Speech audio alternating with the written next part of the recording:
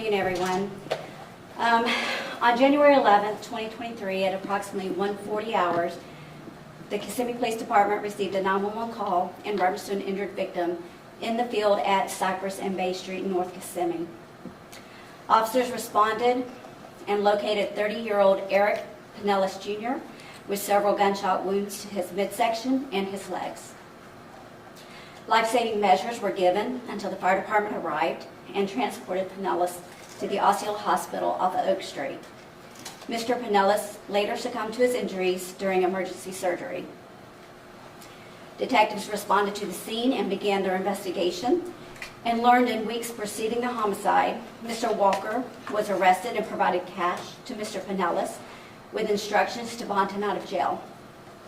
Detectives obtained information that Walker may have been a subject of interest.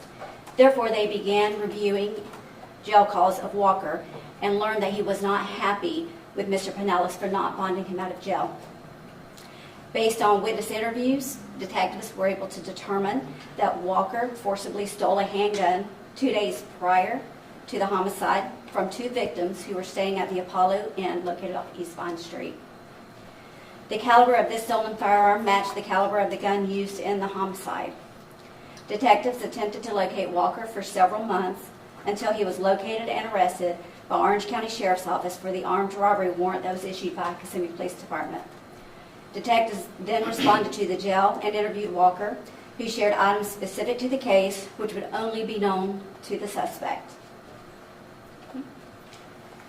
And Mr. Eric Pinellas, Sr., if you want to come up and make your statement, and then I will take questions. Good afternoon. On behalf of myself, Eric's mom, Amy Goldman, and the entire Pinellas and Goldman family, I would like to thank the Kissimmee Police Department, especially Detectives Pinnell and Detective Morris, for their tireless efforts in bringing the person responsible for the death of our son to justice. It has definitely been a rough few months for our entire family and everyone who loved Eric. We want to thank everyone for their continued prayers as we continue to process our loss. Eric was an amazing young man with a bright future ahead of him who was loved by many, and losing him in such a way to senseless violence is incomprehensible. I also want to thank everyone for coming out today. That'll be my story. Thank you, Mr. Pinellas. Okay, I will open it up to any questions. Okay. Well, yeah, my question would be, was there any surveillance video or anything that you all are able to or willing to share from the incident? No, sir, there's not. I just would like to clarify, so he was arrested first, there was an unrelated drug charge, he was back in jail for armed robbery, that's when you guys were able to question him? Correct. So once we placed the warrant for the armed robbery, he was arrested by Orange County Sheriff's Office, and then we went to interview him in the jail there. And then that's when, he gave details related to the case that only the suspect would know. And he confessed to shooting and murder? Well, he gave details of the case that only the suspect would know. So basically, he talked about apparently things that you'd held back that you hadn't released before. That's correct. But to clarify, you all are calling him a murder suspect in this case? Yes, he is charged with the homicide of Mr. Pinellas. How were the two known to one another? Were they friends before all this happened? I can't confirm. I know they were acquaintances, but I don't know. I can't speak to the details of any friendship. And so just to clarify, how did he come to the attention of the Orange County Sheriff's Office? So I do believe there was a call received by the Orange County. I don't remember what exactly the call was, but they responded out to a residence, and I guess he was there. They, as typically law enforcement, if they could call to a residence, they would run everybody, and he had the warrant, and then they arrested him for the warrant.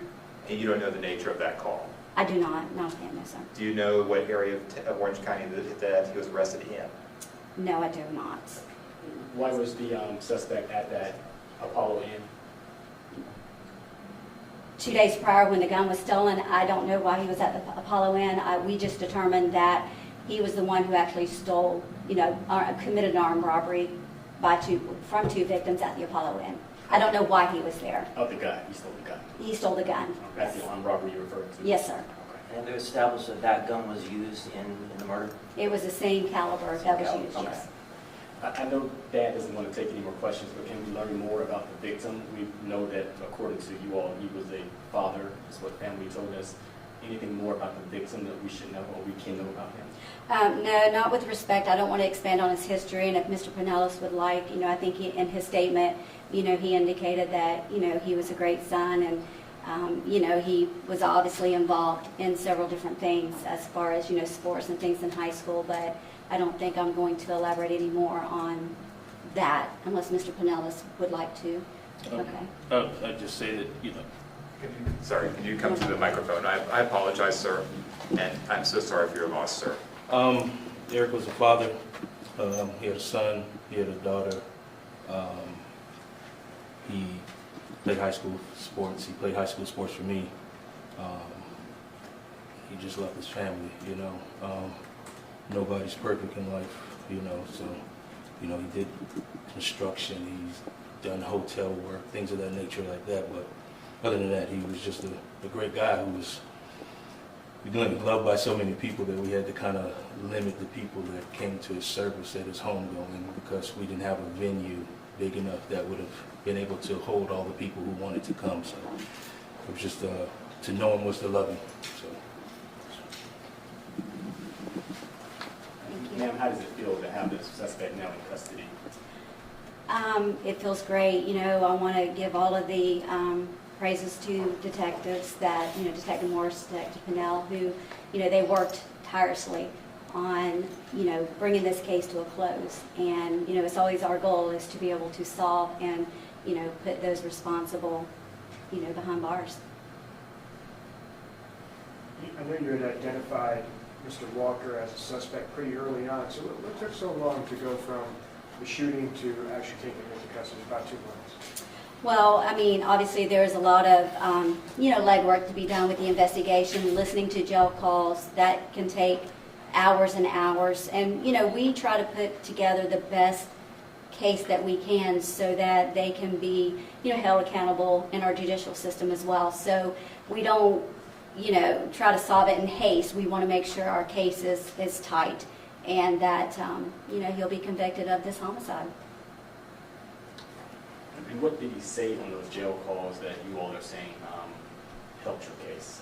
Well, he expressed that he was not happy with Mr. Pinellas for, I guess, he was arrested prior, and there was maybe some kind of conversation about him bonding him out of jail, and that didn't happen. Apparently, he was released on his own recognizance, but there was some animosity, maybe, from him not bonding him out of jail, and he held that against Mr. Pinellas.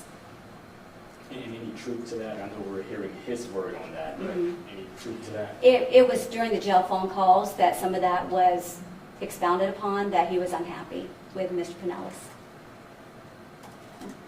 Any other questions? Yes, Could you ma'am. comment just on general, like gun violence, this didn't have to happen? No, it didn't have to happen.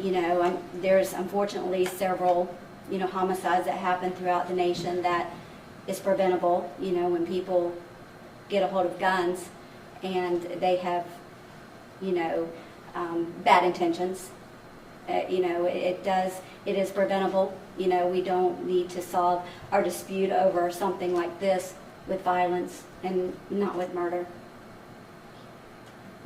Any other questions? All right, thank you, everyone.